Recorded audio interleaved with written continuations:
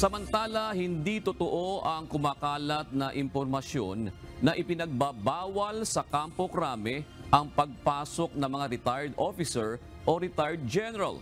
Ayon kay Chief PNP Police General Benjamin Nacorda Jr., hindi niya alam kung saan nanggaling ang naturang impormasyon. Binigyan diin ni General Nacorda na welcome ang lahat ng mga nagsilbing general ng pambansang pulisya na pumasok sa Camp Crame, partikular na sa mga nagpoproseso ng kanilang mga dokumento o mga kinakailangan nitong benepisyo.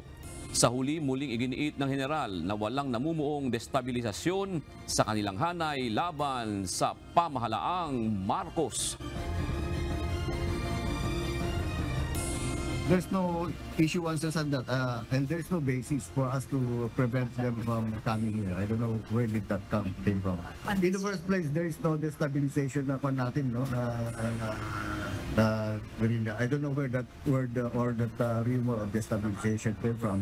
And if meron mang kumakalat, nagpapakalat ng ganyan na issue, especially yung pinagbabawal ng mga retired, kawawa naman sila, lalo when they want to process something on their retirement benefits, kawawa naman.